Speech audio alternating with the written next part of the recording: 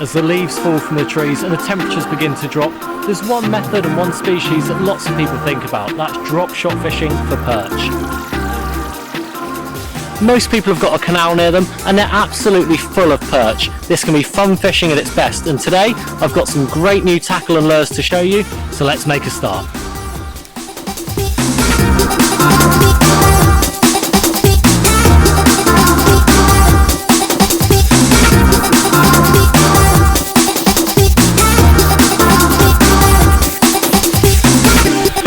Perch are quite a predictable creature, and if you're walking along a canal looking for features, the perch tends to be in the areas where there's cover. So if you've got a boat, an overhanging tree, a bridge, a lock cutting, that's where the perch will tend to be.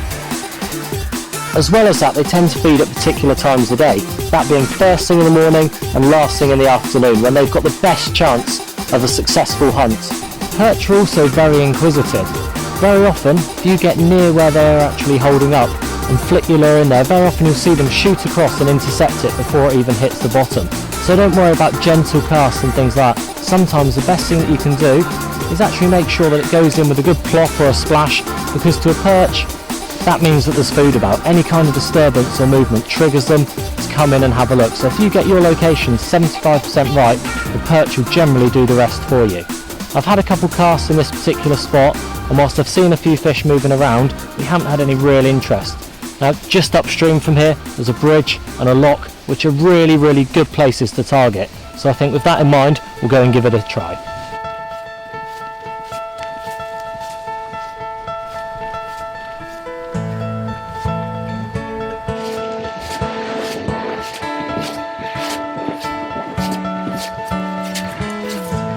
Whilst bridges and boats are great features, if my life depended upon catching a perch, this is exactly the type of swim that I'd head to.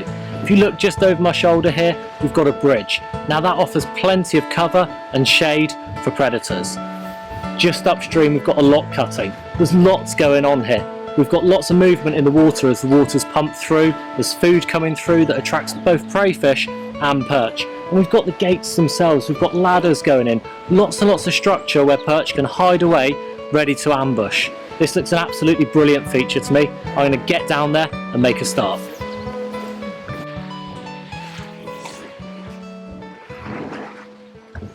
Within the lock cuttings themselves, I've got some favoured areas to target. And my most productive area within lock cuttings has to be the open gates themselves. If you actually look, they've got these horizontal wooden bars that run down and they go all the way to the base. Now that type of structure is perfect for perch to hide away. You can actually see they're nice and shaded there, and the perch will sit in under there waiting for anything to swim past and come out and grab it. Hopefully today they'll see my lure going past and tempt them out. Now the way that I'm actually fishing this lure is quite particular. Now what I'm doing, once the lure's actually hit the bottom, I'm starting off with just little shakes of the rod tip. I'm not actually moving the weight's staying static on the bottom, although as it tilts back and forth it'll be puffing up the silt, or if it's on a hard bottom it'll be making noise, all of which attracts perch. So we're just keeping it in one place, and that's something that you can do with drop shot that you can't do with any other style of lure. So it's just little shakes to the rod tip. We're not feathering for mackerel, we're not pulling it up and down like so, it's just keeping a tiny little bit of slack there in the braid and using that to lift and drop the lure. Don't do it in too uniform a manner, just put little twitches and drops, and if you have a look at it in clear water, you can actually see what the lure's doing, and when you find retrieves that are working for you, just keep using them. If it's caught one fish, it will catch another. Now one of the things that you'll notice is that occasionally I just turn the handle and that will just bring the weight along the bottom. It will keep the lure just a foot or so above, in this case, right in the eye line of any perch, or where I expect them to be. So as I've moved the weight forward, I start that process again. So it's little twitches and then letting it fall slack. And you'll see I always keep that little bit of slack in the braid. Now one thing that you'll probably notice is that I'm using a very bright braided line.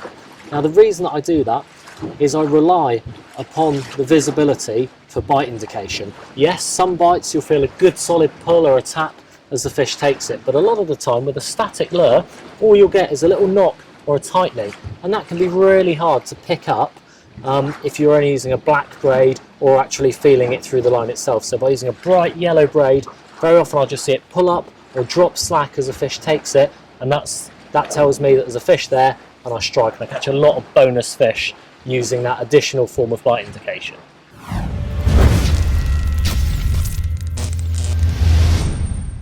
We're going to have a look at the tackle that I use for my drop shot fishing.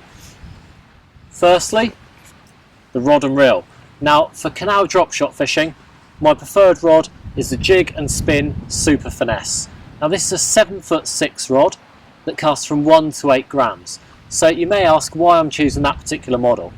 Firstly, it's got a very, very sensitive tip, and that transmits any bites through the white tip so that I can see what's going on as well as feeling it through the rod.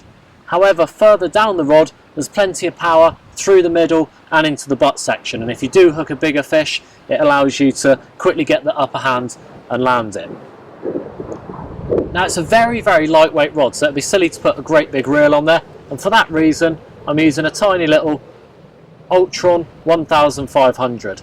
Now, this takes plenty of braid, line capacity isn't an issue, we're probably never going to be casting more than 20 yards on these types of waters, but it's smooth and it's got a lovely smooth drag as well, which makes it great for playing fish. You'll notice I've got the yellow jig silk on there, and the reason that I use a braided line for all of my lure fishing is that it's got absolutely no stretch, and that means that every little movement as the lure goes across the bottom, across the weed, or hopefully into a fish's mouth, is transmitted up the braid, and I can feel what's going on, and that's really, really important. The yellow braid as well is great for bite indication, because not only can you feel what's going on with braid, with the yellow braid or any bright colour braid, you can see what's going on as well. So those little twitches and pulls that you might otherwise miss, you can see them.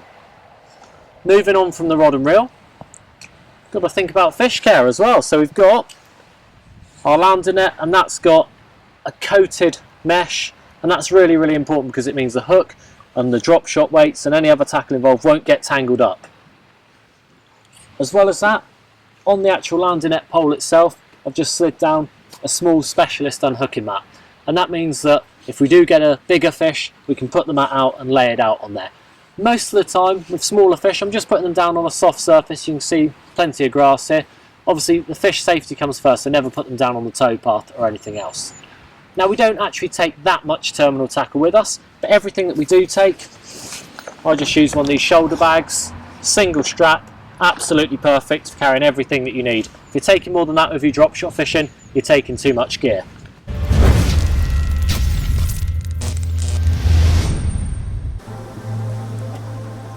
I thought that lock cutting was going to be an absolute dead cert.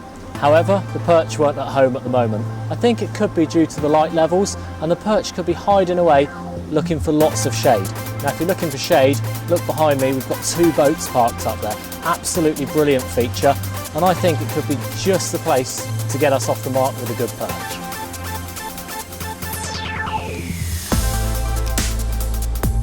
The water's really, really clear today, and I think that's putting the perch off a little bit. I've just tried along the side of this boat here a feature that's bound to hold some perch.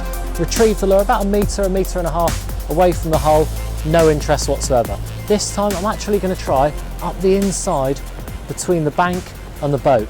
Now, whenever you do this, yes, it's a great feature, but you need to be aware that that can be someone's home as well, so always be careful not to hit the boat or damage the paintwork. So just a little flick right in under there, and we'll see if anyone's at home. I've gone all the way up now, managed to get a bit of a lucky cast right up the inside between the bank and the boat.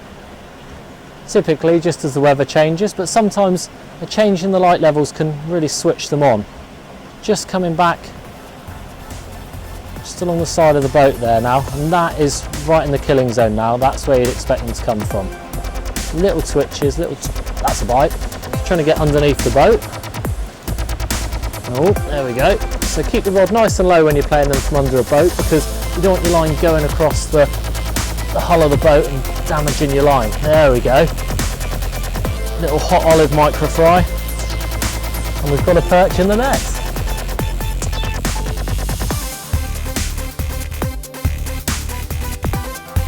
As you can probably see, there's a big change in the weather. We've gone from what's been a bright sunny morning to an overcast and slightly damp afternoon.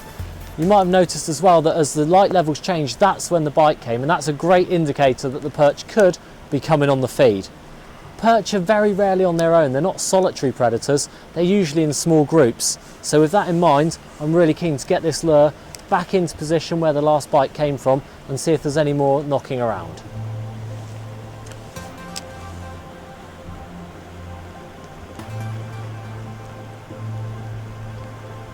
It's about as far underneath as I can get it. So if there's anything under there, it's certainly going to have good visibility over that lure. And that's pretty much in the same spot where I had the last take. There we go. That feels like it could be a slightly better fish. Again, just keep the rod low, get it out from underneath the boat first. See it in the clear water there. It's not huge. It's a nice fish. It's certainly a little bit bigger than the last. Just guide it into the net there. Same lovely colours as the fish before.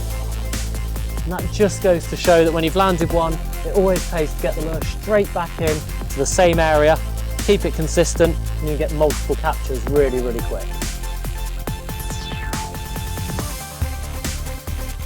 Stunning little perch, good hook hold in the top lip there. We'll just carefully pop that one out. Just hold that one up and admire it. Again, absolutely stunning markings, these clear water perch. And there's fish like this, and of course a lot bigger, in probably every canal in the country, and I bet there's a canal near you with fish like this that you can go and target. And these places are very often free or dead cheap as well, so really good, cheap, accessible fishing. Let's have a look at the business end of drop shot fishing.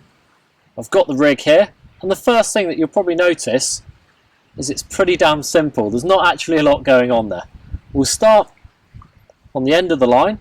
We've got one of our drop shot weights. In this case, this is a 5 gram weight, and the reason I've chosen 5 gram is I roughly go for 1 gram for every foot of water that I'm fishing in. Now you'll notice if you look at the top of the weight there, it's got a tapered swivel eye, and that means that you can just pull the line down and actually adjust the distance between the lure and the weight, and that means you can try different parts of the water column to see where the fish are at that time. Moving up from there, we've got our hook, and that's the size 4 drop shot hook, which is tied into the line, so there's no hook link or anything else like that, and that means that all the movement that we put actually into it is transmitted directly into the lure, which would be absorbed if we had it on any kind of hook link. And nipped onto that little size 4 drop shot hook. In this case, we've got one of the hot olive micro fry, and as you can see, just literally hook it on very, very lightly, almost like a lip hooked bait, and that means that you get a great amount of movement.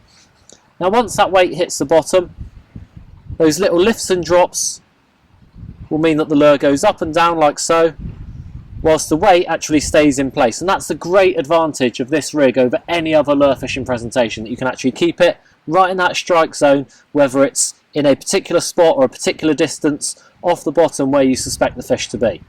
So for those of you that haven't seen it before, that's a basic drop shot rig. That's all it takes, that's all you need to get out there and catch a few fish.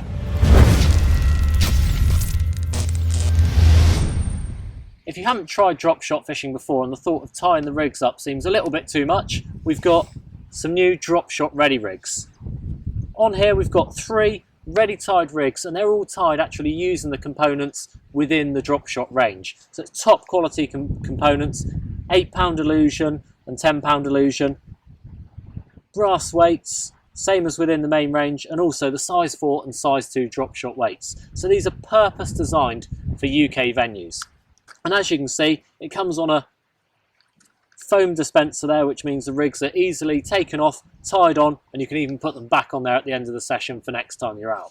So that's absolutely perfect for getting you out there and catching a few. Now taking that concept one stage further, we've also got the Fish Snacks Drop Shot Ready Rig Kit. Again, you've got your 3 ready-made rigs, and as well as that, we've got some hand-chosen lures that are absolutely perfect for the type of conditions that you're likely to come across on UK venues. So in there, you've got everything that you need to get out there. It's nothing more complicated than tying one of these rigs on the end, popping one of those lures on there, and catching a few fish. You'll notice there that one of the weights and rigs in that pack's missing. The reason for that is these rigs are absolutely perfect. They're as good as anything I can tie, so I've already got that one set up on my outfit. As with any type of fishing, what bait you put on the hook is absolutely vital to success, and I'm going to show you 3 great new lures that have been producing lots and lots of fish. Firstly, we've got the new Micro Fry. It's 4 centimetres, it's got a nice fat bait fish shaped body, and as you can see, just catching the wind there, it's got a great big paddle tail on the back that gives loads of movement, and that's absolutely perfect for when predators are really active and on the feed. If you want something a little bit bigger, we've got the 5 centimetre Tiddler Fast. The difference with this, it's got a slimmer body and also a smaller paddle tail, which, as you can see, it's still moving in the wind here, but you don't get quite as much movement, which, as water temperatures drop and fish aren't feeding as hard, is a really good edge. As well as that, it's got an insert inside, which is a shiny fabric, which gives lots and lots of extra flash. Last but by no means least, we've got the Tiddler Slow, and on those cold, hard days when it's hard to get a bite on anything, this is the one to go for.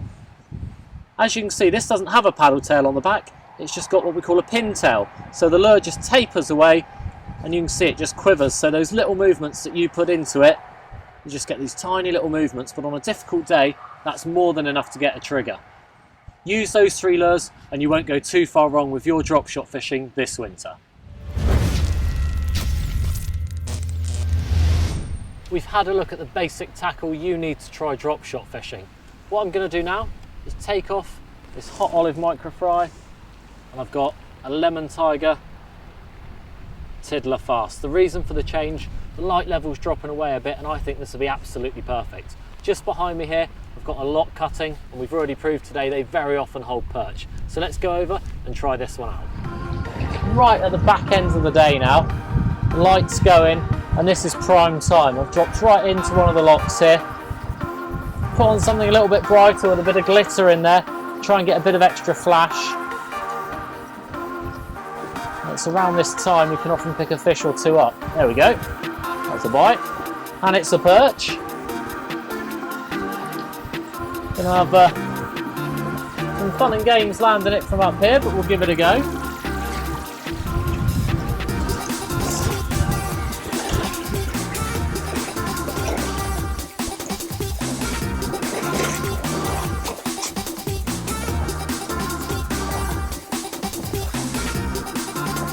Bring it up here onto the soft ground. And that is absolutely lovely colours. Stunning fish, just check that one out. Lovely fish.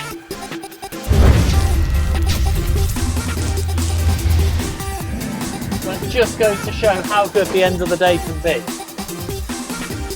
We're in again. Feels like it could be a slightly better fish as well. Rod's pulling round quite hard there. Let me give a little bit of line. Could be a pike. If it's not a pike, it's a much better perch. We'll soon see. And when the water's clear like this, I often make slightly longer casts so I'm not putting my shadow over the water. And this time I've made a cast a little bit longer, back down into the lock, trying to search out some new water, and we've got another fish. And this feels like it could be a perch from the way it's shaking its head. Hopefully it is. If it is, it'll be a slightly better one. Yeah, that's a perch.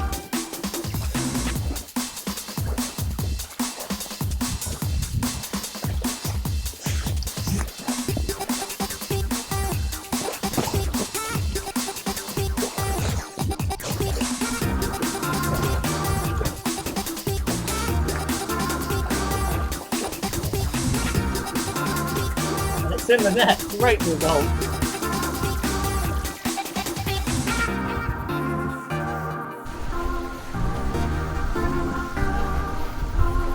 And that just goes to show why it's always worth staying right on till the end of the day when you're fishing for perch.